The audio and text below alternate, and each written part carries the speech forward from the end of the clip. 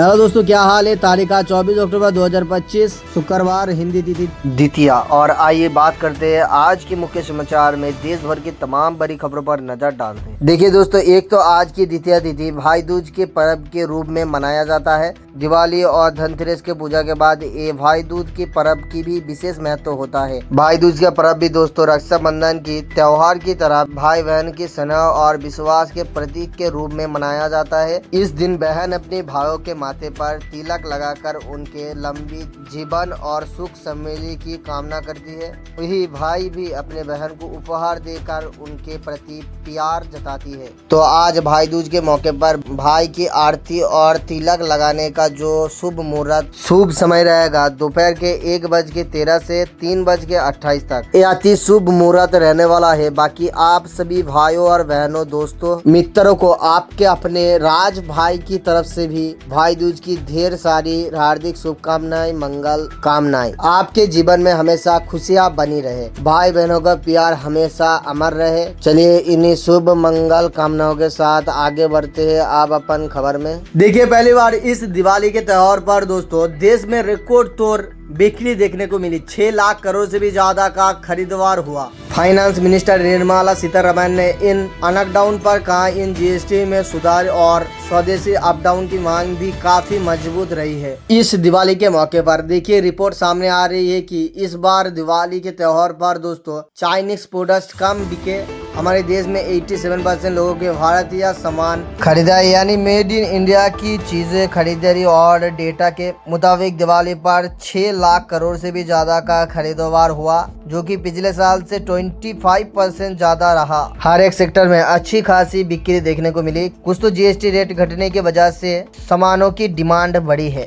Gold jewellery से लेकर home decor, fencing, electric सामान, कंज्यूमर ड्यूरेबल, रेडीमेड गारमेंट्स वगैरह, बाकी नमकीन, मीठी, पटाखों वगैरह की भी अच्छी खासी बिक्री देखने को मिली। दिवाली पर मार्केट ग्रोथ को देखते हुए देश के अर्थशास्त्री इकोनॉमिस्ट का भी ये मानना है कि दिवाली पर कंज्यूमर इलेक्ट्रॉनिक्स, ऑटो और हैंडक्राफ्ट चीजें उत्पादन की बिक्री देश की अर्थव्यवस्था यानी इकोनॉमी के लिए अच्छा संकेत है। और देखिए, देश की राजधानी दिल्ली में भी दिवाली पर पटाखों की धूम देखने को मिली। 500 करोड़ से भी ज्यादा का कारोबार केवल क्रैकर्स यानी पटाखों का हुआ। जो दिवाली से पहले सुप्रीम कोर्ट ने फैसला सुनाया था ना, ग्रीन पटाखों की जलने की इजाजत दी थी, तो इस वजह से बाजार में ये रौनक देखने को मिली है। बल्कि इस वजह से पॉल्यूशन भी काफी ज्यादा बढ़ा है। फिर भी इस फेस्टिवल में अच्छी खासी बिक्री हुई है। बल्कि दोस्तों पॉल्यूशन का स्तर इस तक पहुंच गया है दिल्ली में। देखिए आप, एयर क्वालिटी इंडेक्स इतना बढ़ा, दिवाली के त्योहार के बाद हॉस्पिटल में सांसों की मरीज 30% तक बढ़ गई। कई जगहों पर तो दिल्ली में AQI 500 के भी ऊपर पहुंच गया था। और अभी प्रशासन ने ये भी गाइडलाइन जारी किया है, घर से बाहर निकले तो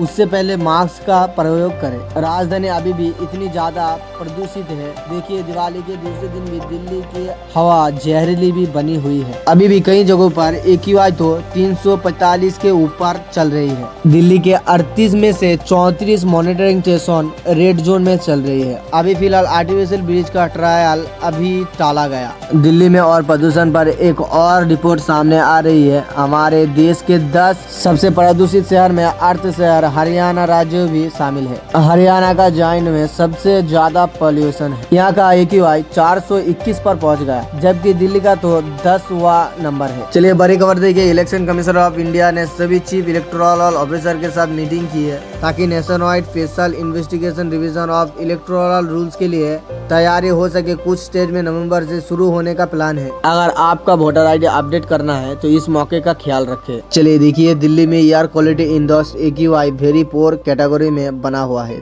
दिवाली के बाद पॉल्यूशन का इशू बढ़ गया है। बाहर निकलते वक्त मास्क का इस्तेमाल करने और एक्स्ट्रा पानी पीने का हुक्म है। उसके बाद देखिए, डोनाल्ड ट्रंप ने कहा है कि इंडिया ईयर एंड तक रशिया से क्रूड ऑयल इंपोर्ट को सिग्निफिकेंटली कम करेगा। ये एनर्जी और जियोपॉलिटिकल शिफ्ट का पार्ट है। क्रूड ऑयल का प्राइस और domestic fuel cost per impact हो सकता है। बड़ी खबर देखिए, यूएस ने रशिया के मेजर ऑयल कंपनीज पर सैंक्शंस लगाए हैं। इंडिया रशिया ऑयल ट्रेड इस कॉन्टेक्स्ट में देखा जा रहा है। भारत की एनर्जी स्ट्रेटेजी और फॉरेन पॉलिसी दोनों पे इसका इफेक्ट हो सकता है। चलिए बड़ा खबर देखिए, स्टार्टअप इकोसिस्टम में इंडिया का रोल बढ़ रहा है। ईवी चैलेंज जैसे एरिया से हेडलाइंस आ रहा है। चलिए दोस्तों, आज का वीडियो अगर अच्छा लगे तो कमेंट में कहाँ से देख रहे हैं कमेंट करके बताना। और दोस्तों इन्फॉर्मेटिव लगा है तो वीडियो को एक लाइक करके चैनल को जरूर सब्सक्राइब करना। हमारे चैनल राज ऑल टाइम को सब्सक्राइब करके हमारे साथ बने रहना। दोस्तों आज के लिए इतना ही। जय हिंद, वंदे मातरम।